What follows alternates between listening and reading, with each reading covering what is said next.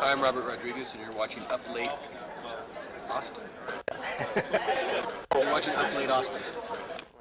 Hi, I'm Tony Shalhoub, and you're watching Up Late Austin. Hi, I'm John Landis, and you are watching Up Late Austin. Hi, I'm Mark Pizarro, and you're watching Up Late Austin. Hey, I'm Lindsay Price from the movie Waterborne with Chris Berry, Chris Masterson, John Grice. and you're watching Up Late Austin. Austin. Go get a snack. No, when this show is over, go to bed.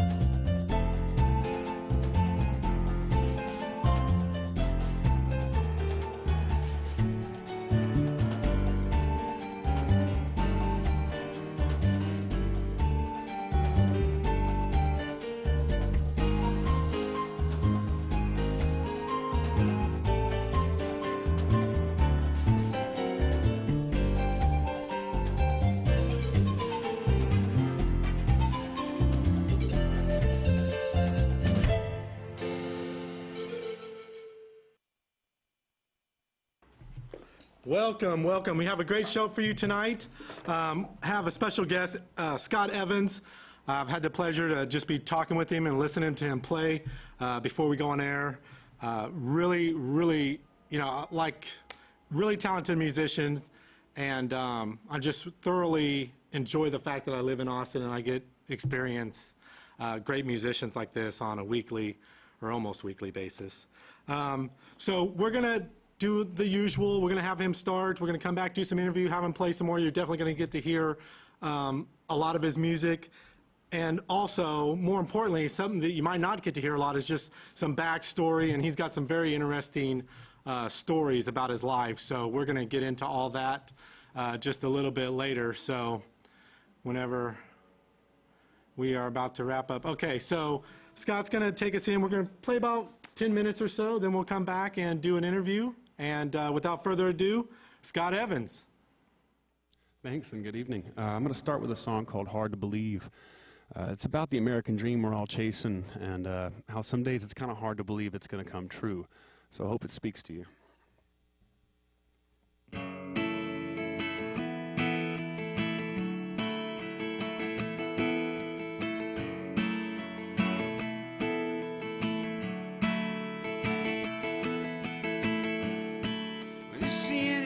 Got my back against the wall.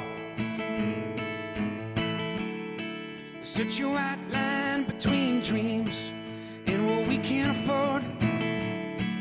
These days I'm finding the best in life. It don't come cheap, and you gotta buy your freedom. Are we really where we wanna be?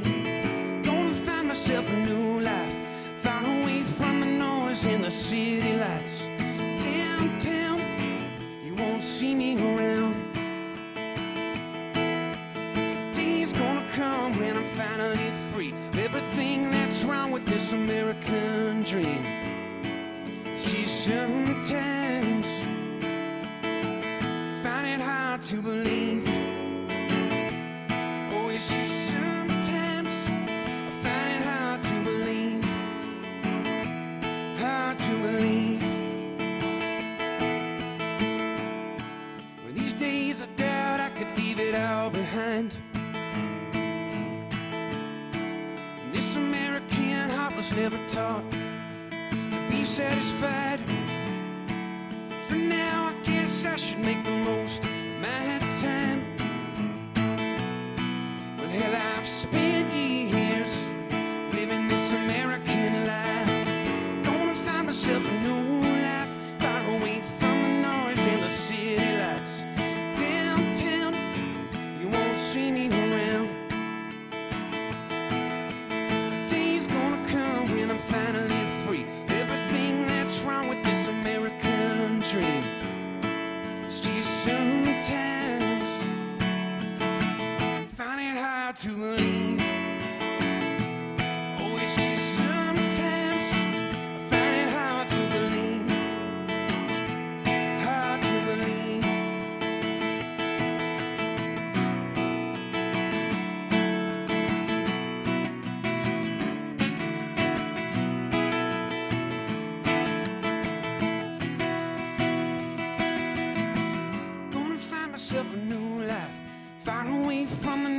in the city lights.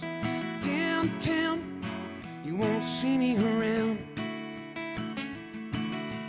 Day's gonna come when I'm finally free of everything that's wrong with this American dream. It's just sometimes find it hard to believe. Oh, it's just sometimes I find it hard to believe. Hard to believe. It's just sometimes. Oh, it's just sometimes find it hard to believe. Hard to believe.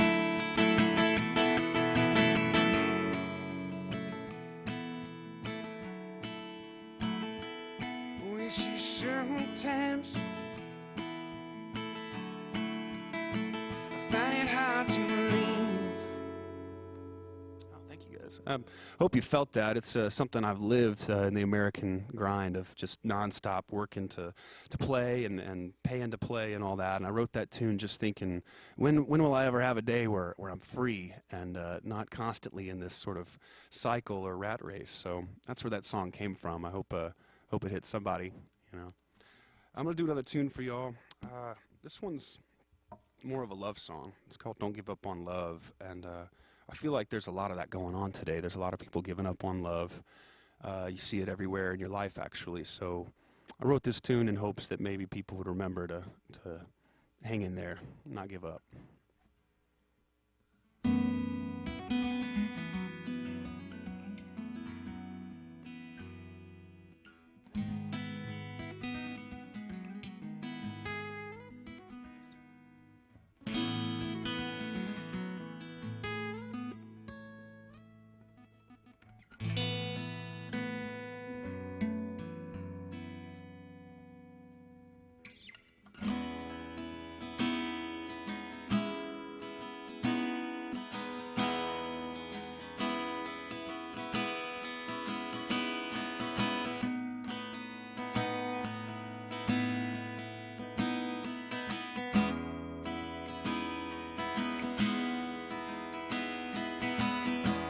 About to bend, you're about to break.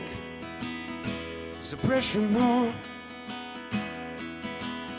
than we care to take? Oh, I think I'm losing you.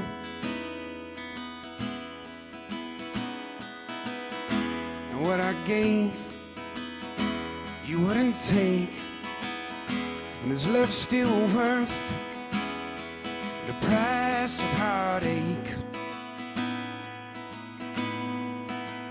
Oh, such a waste. But still I don't give up on love. No, I don't give up on love. The heights we fly to, we must fall from. Still I don't give up on love.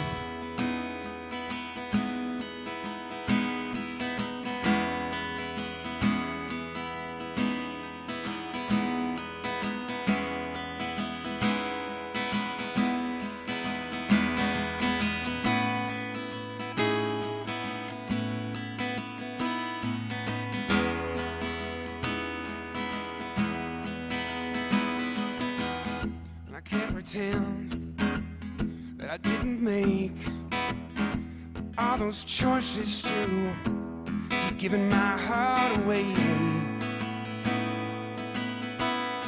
Oh, I've made enough mistakes, but what's left of me I'd like to keep. But that doesn't mean I still don't believe in love.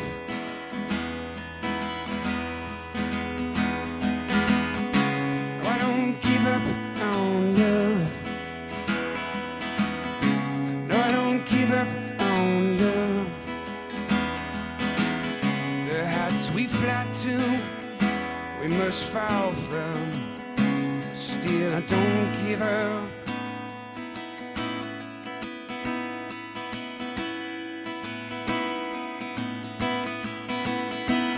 On love.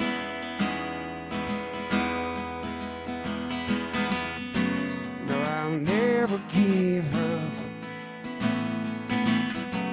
No, I'll never give up. No, I'll never give up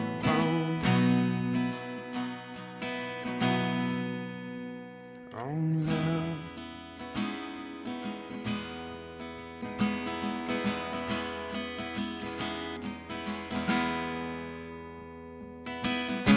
No, I don't give up on love. No, I don't give up on love. The heights we fly to, we still fall from. Still don't give up.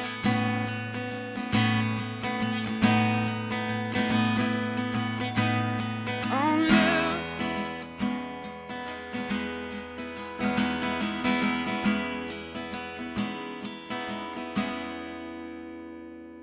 Thank you. Yeah.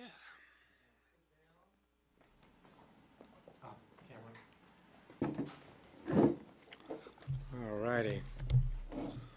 Might have to call you Tiny. Yeah, I don't I'm a think little people realize how tall you are. Not unless I'm standing next to my band. Are they all tall too? No. Oh. No, I make them look like, tiny, Nice, nice. tiny little people. Let's just kind of go back a little bit. I know a little bit about your history, but I'd like to know a little bit about people's childhood. Just kind of, brings you to where you are today, finding out, where people grew up and what, small town they're from or what have you. Well, I'm from a big city, Houston, and growing up there, honestly had a variety of things to get into, but what really grabbed me at a young age was music, and the violin was my first instrument, and we had a little program in the elementary school that was swinging strings, and you could learn how to play an instrument. Nice. And I immediately went home and told my parents that I wanted to play music. Well, my father was Special Forces, Army Ranger, Sergeant, saw action in the 80s. He's a very hardwired guy. We like to call him the Terminator. And that wasn't his idea of what Violin his kid for my wanted son, to get yeah. into, but I'll never forget, I went and asked my mother after he said no, and she said, don't tell your father, but we'll go ahead and get you. He'll be deployed soon. Yeah, we'll get you in there. get you in there. And I fell in love with it. I'll never forget walking up to the teacher before the first day of class and asked her, am I playing this right? And she was like, no, it's an F sharp, not an F natural. But as a kid, I loved figuring things out. So the instruments that I came across were like, these puzzles, these games that I love to play. But it wasn't years later that I picked up a guitar. I never thought I could play guitar. It looked too complicated. Yeah. And 6 strings, all those frets. Whoa, yeah. And now I know as an adult that the violin is really the hard one to play. Right. But yeah, I fell in love with music, especially in orchestra, because, when the room is full of those harmonies, sound, it's just, yeah. wow. Yeah, I love that. And we talked earlier, I love Jeff Lynne and Electric Light Orchestra, so those violins just, I don't know, something about strings are just so Emotive. pretty and just, powerful. Yeah. So you started out with violin. Did you ever play piano? So violin was your gateway drug for music. It absolutely was. I understood at some point. Actually, the teacher in my middle school orchestra asked me to play double bass. He said, "You seem to have a handle on the violin. We need a double bass player. You're tall. Why don't you learn this giant violin?" And so, sure enough, I did, and was in the region orchestra months later at Fourth Chair or something. So I really excelled at that just because I loved it. Yeah. And then I got into football, and so I kind of took a break from music. Did you do basketball? No, as a 6'8" You think the coaches guy, would have tried to get you in they there? tried every day. Scott, we can play basketball, and I said, as soon as you guys start hitting, I'll be there. Full contact. So that was my outlet for all that, kind of teenage aggression. Yeah. That in music, but I loved football. Played that for years, and then kind of snapped out of it and got back into music in high school, and kind of went the route of the hippie. I grew out my hair, and started playing psychedelic rock music in a psychedelic rock band. Yeah. And suddenly football wasn't cool anymore. Yeah. That was a different kind of hitting. You were like hitting on girls and being cool like that instead of football hitting. So, I mean, obviously, you know how important music is for kids. I mean, what kind of advice, piano is one of the, what'd probably be the most important thing you would suggest for parents with small kids, and at what age? Well, and that's funny too, because I've met kids that, were forced to play piano, and Does that have an adverse? sometimes it does, Yeah. because then it becomes a chore, and it's not Yeah. it's not a delight, it's not a reward. Right.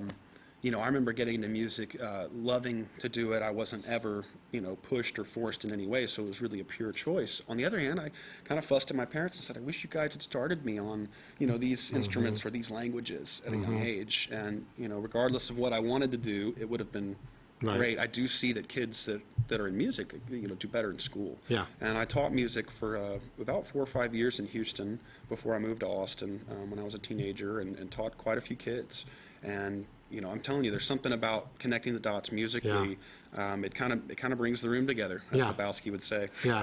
So magical age, obviously when they're ready, but what's a good magical 7, 8, 9? I think some of the 7 and 8-year-old, under 10, they really have to want it. Yeah. And other than that, it's a chore. Yeah. It's not something that should be neglected. I mean, like any chore, it builds character. But on the other hand, it's scary to think about turning a kid off of music rather than letting them fall in love with Right. it naturally. You can lead a horse to water, but Right. you can't make them drink. Right. Kids are going to be interested in a lot of different things. Right. So I would encourage all of those. And most kids at this point are pretty adult. They're pretty. They know what's Yes. cool. They know what's cool at a very young age. So playing music is cool. Yeah. And you start a kid on a harmonica, Yeah. or a trumpet or anything like that, and connect the dots and say, look at these people out here doing something with that. Right. You could be that guy on stage. Yeah. And Yeah.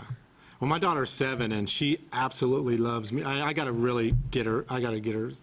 She plays the piano that we have. Just not knowing anything, but just kind of playing around. She brings out my guitar and starts making up songs. Well, and she'll figure it out, which Yeah. is what's cool. Yeah. I tell people music teaches itself. You know when you've heard a wrong note, when you've played a wrong note, you know it. You I just might know not it. know. Well, I mean, you know it sounds right. Yeah, I know if it you sounds good. And it's one of those things that I learned how to play guitar listening to, it was Hendrix, and I Yeah. sat there in Led Zeppelin, and I listened to these classic rock albums, and I learned what I found out was the pentatonic blues scale based on that note fits, that note doesn't, that note fits, that. Oh wait, that's a pattern. Yeah. And it was fun. It was discovery. Nice. Something else about discovery, what kind of led into that, the near-death experience. Now, this is very interesting, for someone to have one experience and come out okay, but to have more than that and be okay, and your story is incredible. And this will be our kind of darker thing, and then the rest of the we're going to play. But like we said, there's life to death. There is. It rejuvenates you and is like kind of rebirth. So kind of go into what led up to your first near death. Well, I'd started making some bad decisions and got in the wrong crowd. Started doing some drugs. Now, what age is this? And I left home at 16, and then and stayed with some friends, and then left home for good at 17. So I had to kind of hit the ground running, and I bought a van from my grandmother that had a bed in the back, and so I slept in that until I got my first really low income area apartment with a really low character friend of mine at the time, and we started our adult life at 17. And I started making some stupid decisions and started making money in some very illegal and stupid ways. So one thing led to another, and I woke up one day and I had a habit, and it was a pretty bad cocaine habit. And we had this gathering, and I overdid it, to say the least. I think it was over 10 grams when we checked. And I was unconscious for, I think, a day and a half. My friend found me in my bedroom and finally had maintenance open the door because I wasn't answering my phone. I was answering the door. People started getting worried. And I remember just, definitely being in a really bad way. I mean, his jaw dropped when he saw me even, but he found me unconscious in my bed and sort of kind of brought me to, and we went to the hospital. And I was told I was lucky, and I definitely remember a moment that my heart was beating so fast, I thought it was going to explode, and then all of a sudden it's really slowed down. It just kind of slowed down to a crawl, and finally I just didn't hear that other beat, and I woke up a day and a half later, and I feel like, I've lost friends to certain situations like that, so I felt lucky to have made it out of that and to have gotten clean, turned my life around. That's the hardest part is staying clean. Yeah. And anyone out there dealing with that, it's totally possible. Yeah. And I didn't do anything but decide to change my life. And Yeah. I had a wake-up call or two. I had a friend murdered in his apartment over some bad business, and that was a wake-up call too. Watching his dad cry over his coffin like a baby, that was a wake-up call for me. And I realized this had a dead end. I mean, this way's a dead end. This way's a dead end. I can end up in prison or in a box. Yeah. Either way, they're not worse. good. You know, yeah. I've seen Cage or a box. I've seen Scarface. I know how this goes. Yeah. And so I turned my life around. It was hard, but I deleted all the numbers and severed all those relationships and relocated to Austin when I was 21, actually, and kind of started over. Austin was my clean slate. Yeah. And around that time, I had my second death experience 4 years later at 21. I was about to hopefully get a scholarship to go to UT and learn how to sing opera here in Austin, and then all of a sudden I had a lung collapse that was spontaneous, they called it, from being too tall and thin, which I didn't know was a problem. Yeah. But I'm 6'8". Most people aspire to that, to be tall and thin. Yeah, there's not much you could do And about you're tan. Just work on your tan. You're good. Yeah, they said you need to gain weight. I was like, okay, that's fun. But I was 6'8" and 185, 190 pounds at the time. Ooh, yeah, that's pretty And thin. so I was pretty thin, and they said it's just the way you were shaped. Yeah.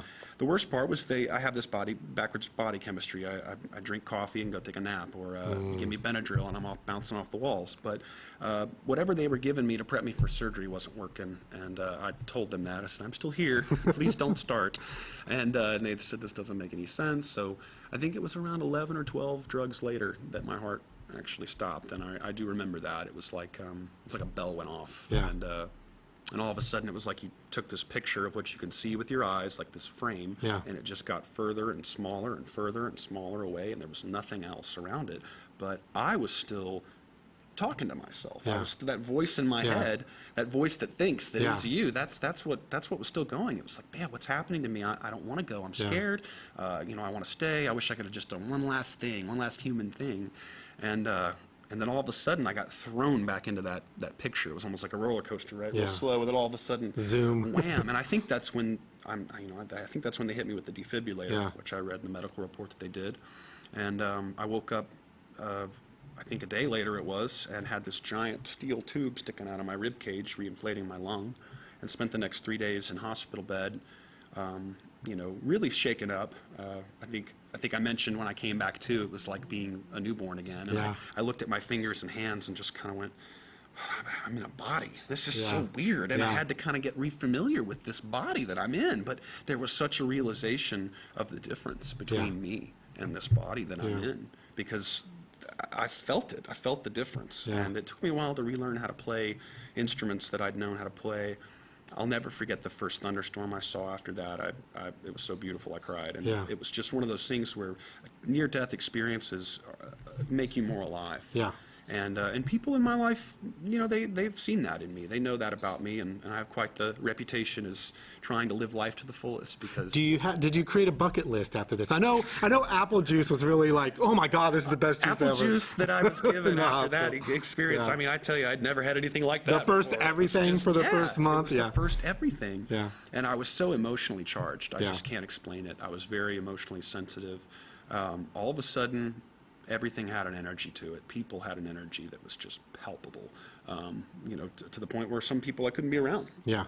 In some places either. So was that energy and that reborn stuff, was that reflected in your music? Like, did you kind of write a few out of body songs type? Well, I started writing music that was about living while you were alive. Things that matter. Right. I came out with a record called Sirens under the name Seraph, which was very digital rock. I was heavy into synthesizers at the time. And, one of the songs was, Wasting Time. And it's all about how, before you know it, it's all gone too late. Yeah. You don't want to waste this precious time, because time is the one thing you don't get more of.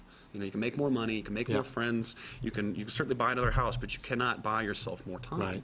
And everyone seems to kind of forget that until it's too late. Yeah. And I hate that for them, because if they'd have just, that's the one thing where just, man, if I'd have just known then what I know now. And I feel like there's a way for us to recognize the things that are happening right in front of us. Whether it's, parents with their kids, or in relationships, or, just taking that time to say, you mean something to me, and I'm really glad you're in my life, as opposed to just spending your life on autopilot, which a lot of people sadly tend to do. And my bucket list is getting shorter. I've gone to Europe, which I've always wanted to do.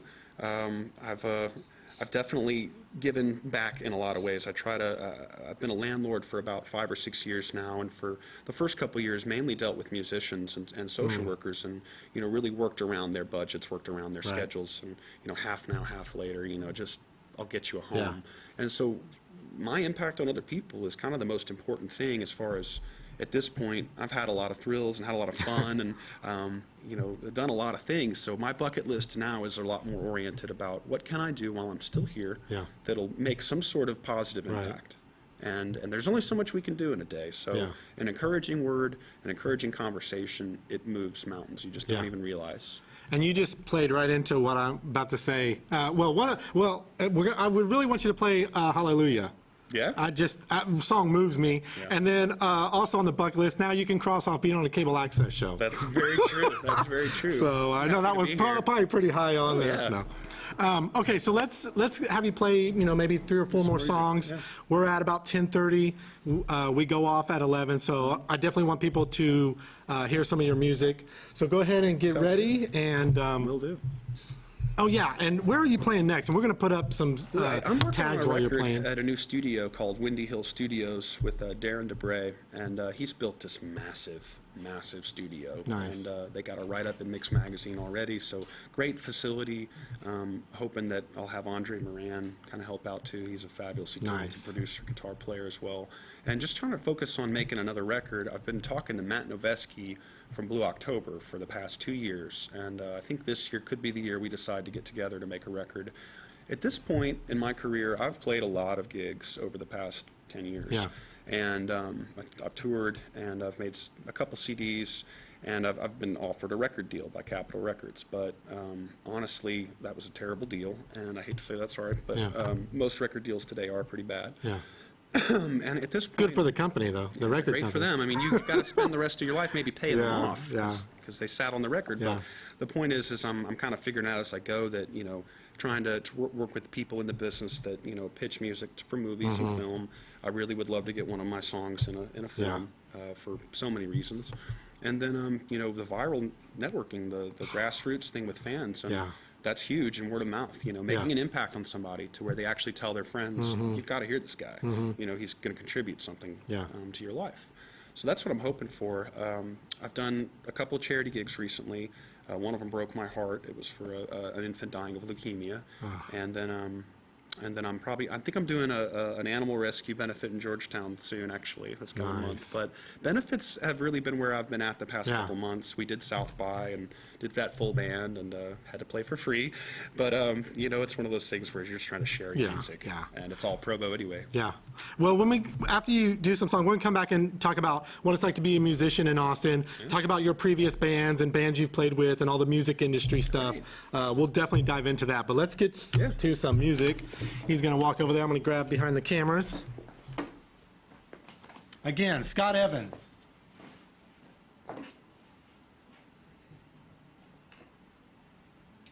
I'm going to do a tune called Free, and it's about that, once again, that theme about, how much is it really going to take for me to feel free? How much do I really need? And this goes back again to that saying about time and how it really waits for no one, and we only have so much of it, so make the most of yours.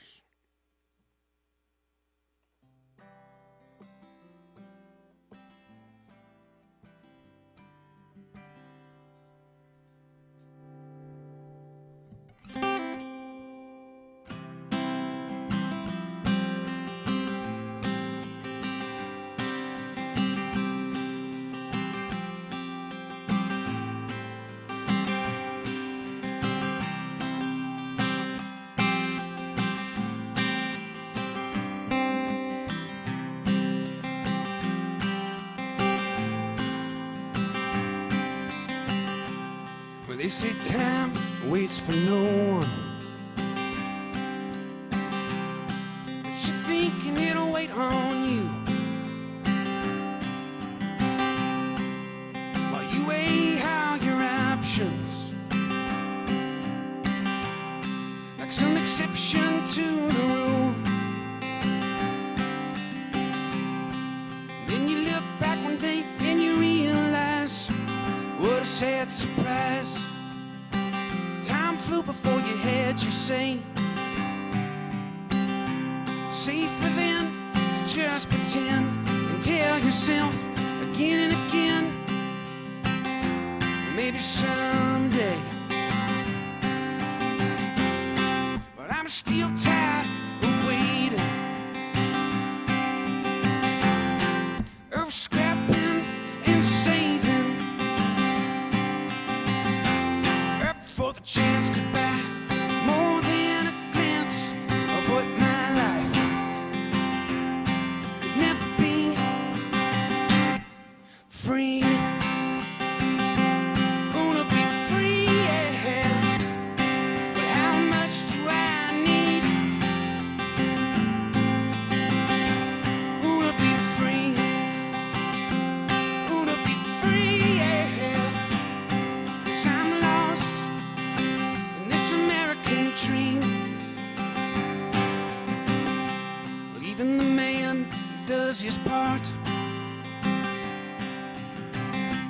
Gave us a sickness called greed with his dose of his cure for the jealous heart. And even our dreams are covered with desperate schemes. And just a little more money, I could change everything. Well, I'm still tired of waiting, of scrapping and saving up for the chance to buy more than a glance of what my life could never be. Free, wanna be free. Well, how much do I need? Wanna be free, wanna be free, yeah.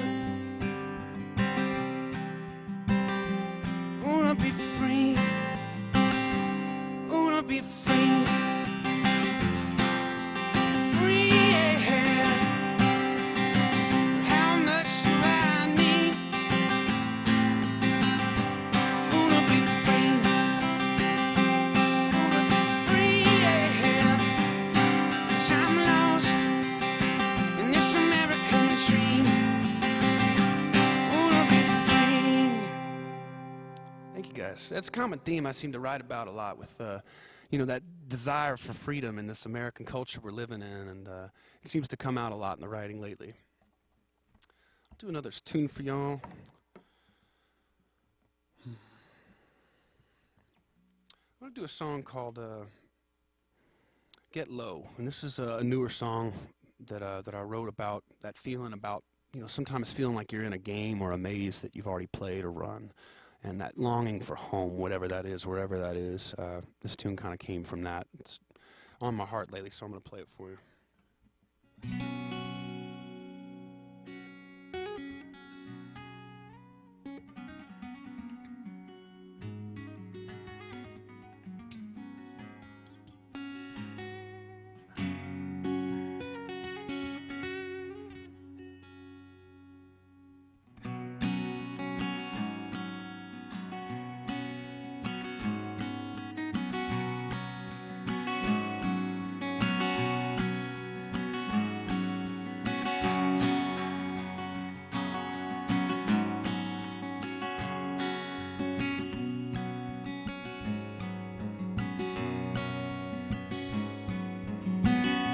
I think it's about time for me to get low.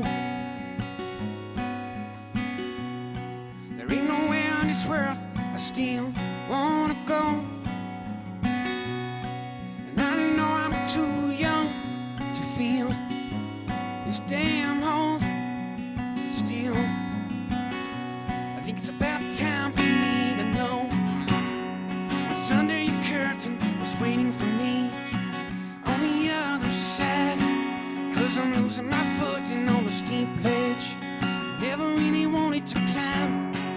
And who wants to live forever in this mad world gone blind? I'm still dealing with these faces that keep me up at night.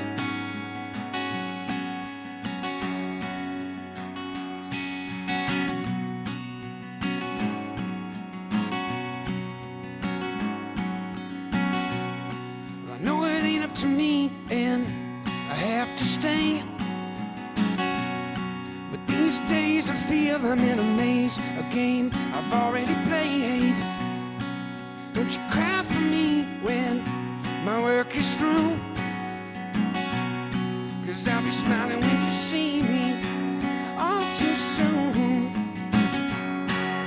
What's under your curtain was waiting for me on the other side, 'cause I'm losing my footing on a steep ledge never really wanted to climb.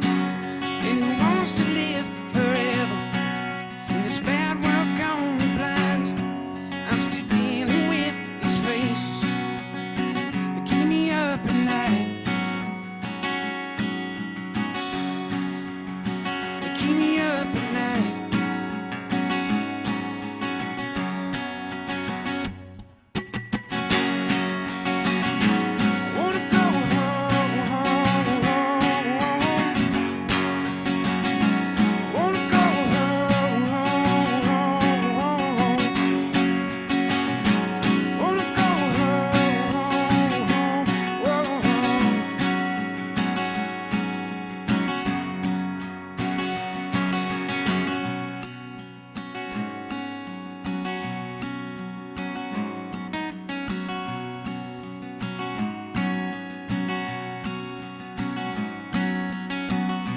I think it's about time for me to get low.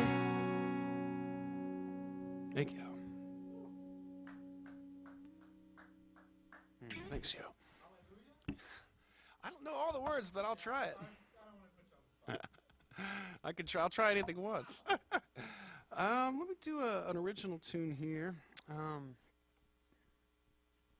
gonna do a newer song that I've been working on called "Castaways," and it's about sometimes you got to just let your hands up and keep an open mind, just kind of ready for what's next, you know, and be along for the ride. I mean, the sea refuses no river, they say, and you know, be like water. Water can flow or it can crush. So this song's kind of about whatever's next.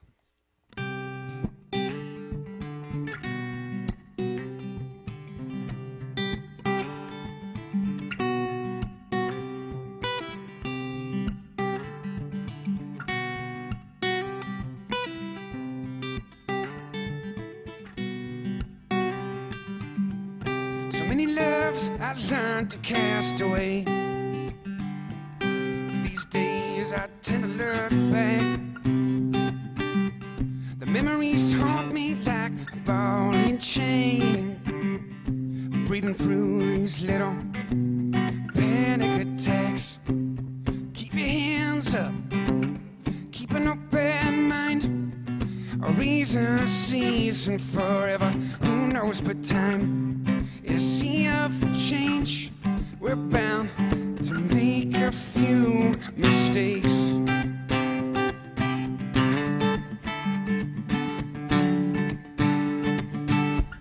So it's so long to the coast of the past. I'm moving on, right, I've still got the chance. Let it go and just cast away. So it's so long to the coast of yesterday.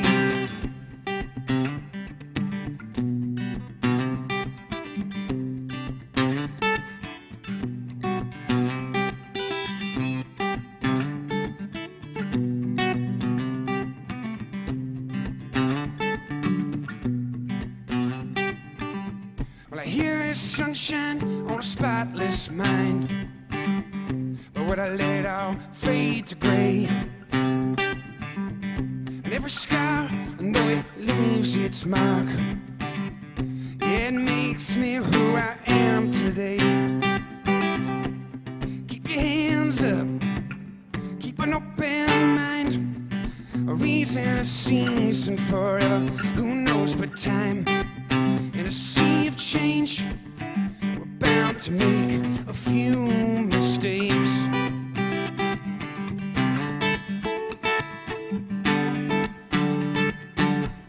So it's so long to the coast of the past. I'm moving on, but I've still got the chance to let it go and just cast away. So it's so long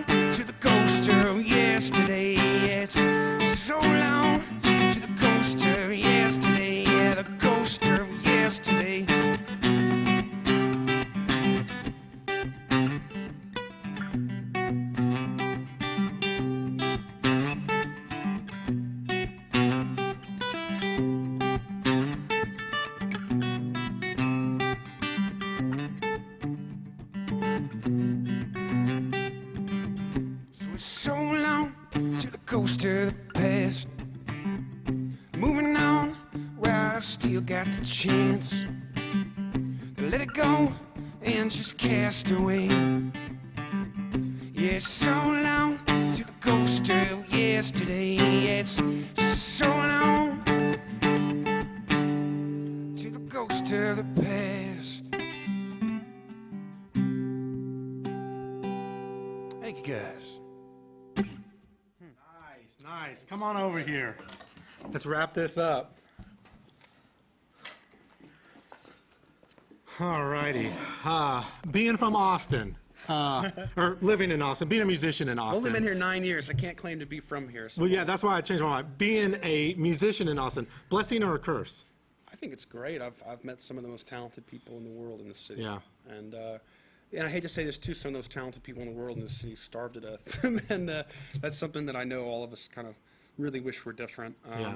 When you have bands that will play for free or for $50 in Lone Star, you can't really support grown men who play music for a living. I mean, Yeah. my band's full grown. They've got a mortgage and some have families. And it's just, you can't even ask them to come Yeah. out for less than a certain amount. Yeah. So being in Austin is a great place, they say, to be from, as long as you're traveling. And that's true everywhere I've been, especially in the U.S. People know Austin. And they'll come see a band from Austin, even Right. if they don't know who it is, because Right. it's from Austin.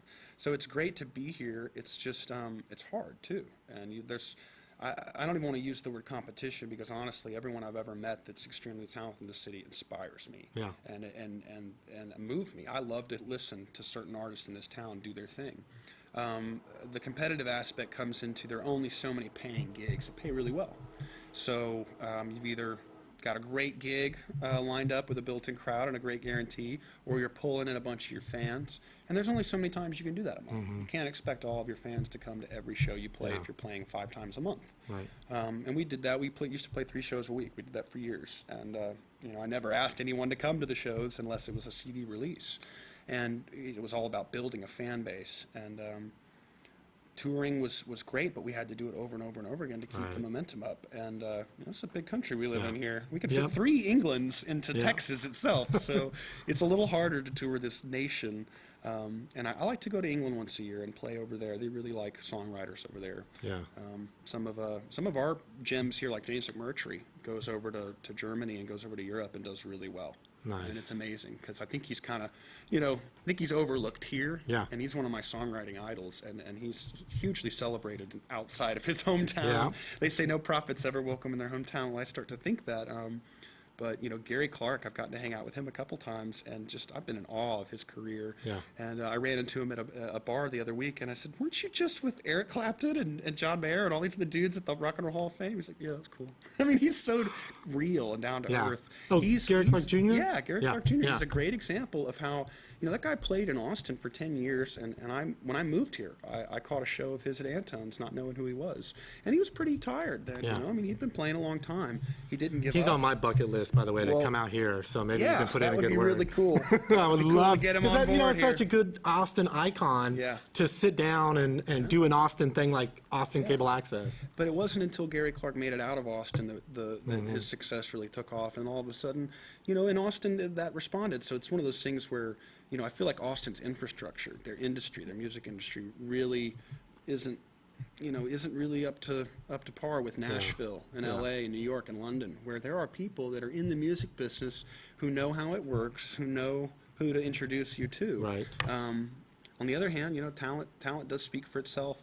It's just, you can only play so many shows, for free or Right. for little money before you start to wonder, okay, well, what's the next step? Right. And how long, when did you finally go, you know what, quit my day job, and can you just do music here now? No. Or do you still have to supplement? No, Okay. I do other things Yeah. for income, and that's also just because I do like to travel, and I do like to enjoy life. I like to eat out, things like that. I like to have I don't money like to for be a things. Yeah, starving artist. yeah, I yeah. really don't. That's not my cup of tea. Yeah. And so, I do other things. I help out with the landlording situation, Oh, where I right, help right. house people, and then I also do some financial advising, and I do that for musicians too. And because musicians don't have 401ks, they don't have IRAs, they don't have any retirement plan. They're just living from gig to Right, gig, right. and they're the ones who sometimes need it the most. just because there's not something in place for them already. Their retirement fund is like getting married to someone, you know. Yeah, that may or may not work May out. have a You're job. a musician, you May never have a know. job. Hopefully she's going on the road with you. Yeah. Save money. So let's get into the recording aspect. You know, what's your newest CD, and what was that recording process? Did you record that here? Yeah, we're working on it at Windy Hill Studios, which is Darren DeBray's new studio. It just got finished this year. Nice. And it was amazing. Ray Hennig had started this project, and it was huge, and never finished it. So Darren found the studio about 3/4 of the way done, and they didn't even know what it was. They thought it was a storage area for an RV. And he was like, no, this is a live room, and that's the control room. It's like a spaceship in here. It's amazing. He did a great job. And worked with some of the guys from the Orb, and then worked with a famous acoustician. And that's just it's a magical studio. I feel like we're going to be hearing a lot about that studio. Now, and who's all in your band when you do the big, you know, the rock band stuff? You're acoustic tonight. I've got a couple different bass players and a couple different guitar players that have played with me. I have to mention Dave Scher is one of the most talented guitar players on the planet. Yeah, and he shares the stage with you when you do the band. Yeah, we've done several shows together, and he's a phenomenal musician. Yeah. And he's got his own band, his own music. He plays with everybody. Really talented guy. Darren DeBray is on drums. He's from California. He's done a lot of fusion jazz stuff, and so he changes it up to work with my rock and roll songwriter thing, and we jam a lot. He's very intuitive. Yeah. And then I've had Mark Williams, also known as Gumby, kind of play bass for me off and on, and a couple other dudes play bass for me here and there. I've got some great studio bands, one in Nashville and one here too. Rob Kidd, Chris Trafton on drums, things like that as well.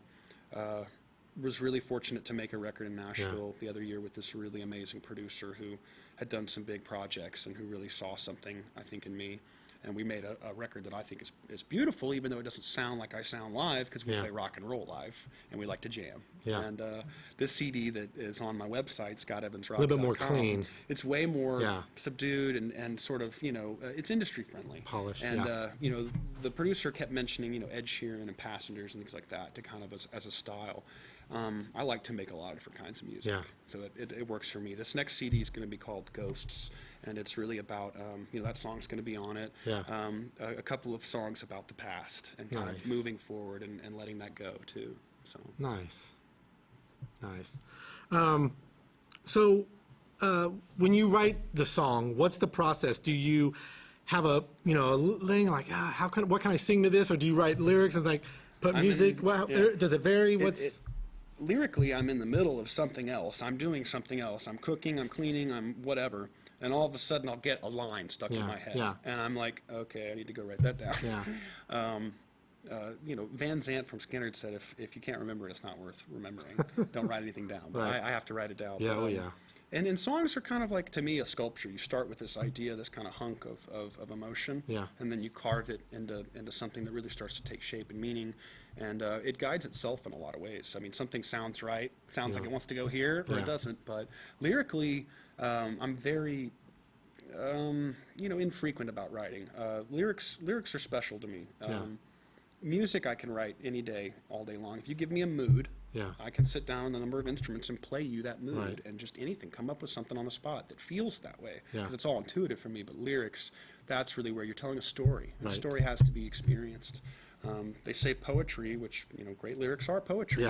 The definition is a spontaneous overflow of information, or you know, response recollected in tranquility, and you know, an overload of sensory information recollected in tranquility. So, you know, one of my favorite songwriters in Austin is David Ramirez, and he's about 10 years older than I am, and he writes songs that hurt so good. I mean, it does. It hits you so hard. I'm a sucker for a sappy love song. He's got some songs that just floor me. One song called Stick Around, and one of the lyrics is, you know, I miss my brother. I wonder if his son is ever going to know me. I wonder if I'll ever son to call my own. I wish someone would just hold me down and say, stick around. I mean, it's just, wow. You know, and I've got a nephew, so I feel that. And I travel a lot, so I understand. But, you know, he's got, you know, 10 years of that life experience that he's reflected on, and I swear that comes through. So lyrically, to me, you know, I'm trying to write something that I feel like could stand on its own, and really does speak to someone. And you know, I'm not one of the artists that just writes a song to write a song. Yeah. I'm not one of the artists that does. It's a baby. You know, you don't just have a baby with anybody. You pick the special. And it's true that not all songs are going to be, you know, you're not everything you paint isn't going to be your masterpiece. right. But I'm not the type to just write to write. I have to feel inspired. Purpose. So as it comes, you know, I'm inspired. One of the tunes that a lot of people have responded to on this next record that I've been playing for a couple of years is called "Ghost of the Past," and I've never released it before. And it's all about a business deal that went really wrong when I was a teenager, and some people were Dun dun dun. people lost their lives. And Well- so the song wrote itself one day. I was in Vegas after South by 3 years ago playing for a guy, and all of a sudden I just wrote this song out, all of it, Nice. the entire thing, and I just went, wow, I can't believe that just happened. So sometimes it does just lightning in a bottle. And speaking of playing, we got a few minutes here. Let's go ahead and get that song out. I could talk for hours, and could I. it's real easy to talk to you. But let's go ahead and get probably 2 more songs is probably what we can squeeze in Sounds and good. have you go out, play the credits out. Sounds good. Awesome. One more time, Scott Evans.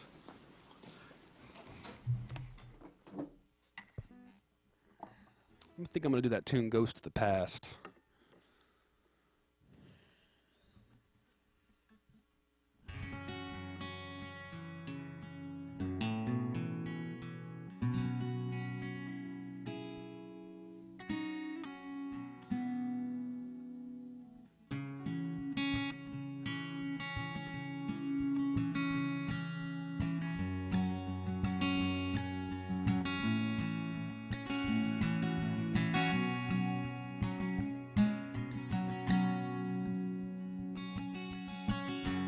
I remember having a funny feeling about that night, wheeling and dealing on the south side. I thought you said you knew these boys, and now they're taking us for a ride.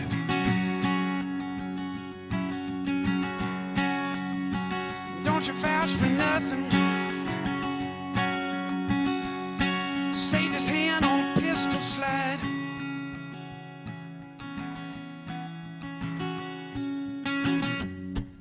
The drop was set for a 3:45 in the back alleyway of an empty liquor store.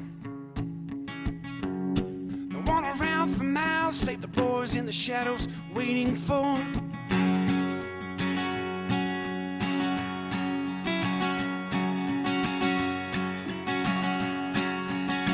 Two keys and a lick that would start a war.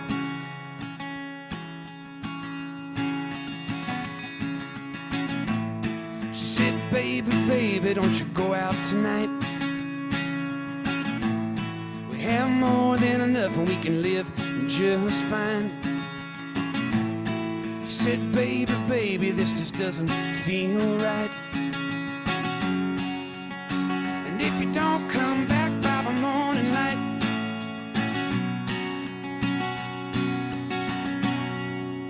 ooh, will I be close behind?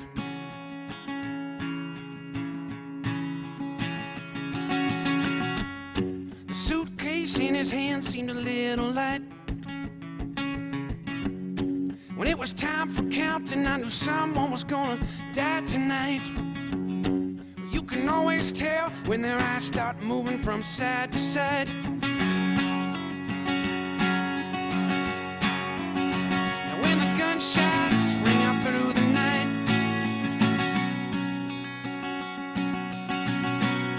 6 men had lost their lives.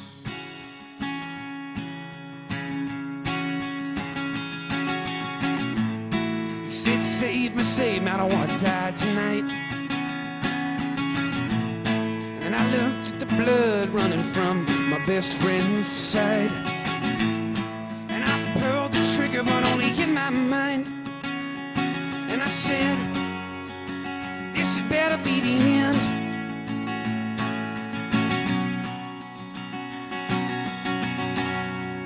Ooh, or I'll be close behind. The ghost of the past. They're always close behind. Ghost of the past.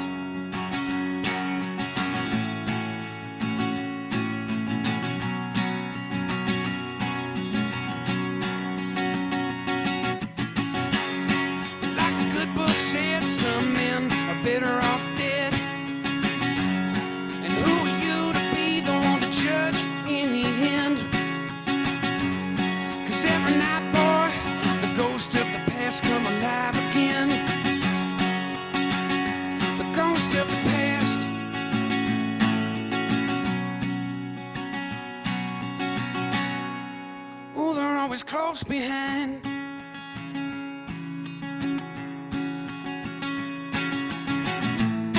I said, baby, baby, we gotta leave tonight. It all went wrong and we were running out of time. I said, baby, baby, I'll be running for the rest of my life. 'Cause the ghost of the past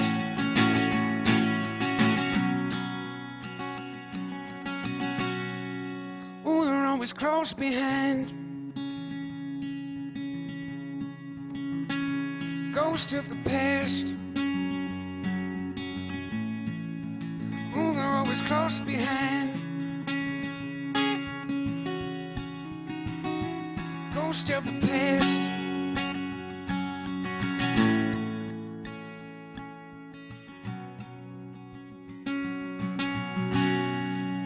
Ooh, they're always close behind.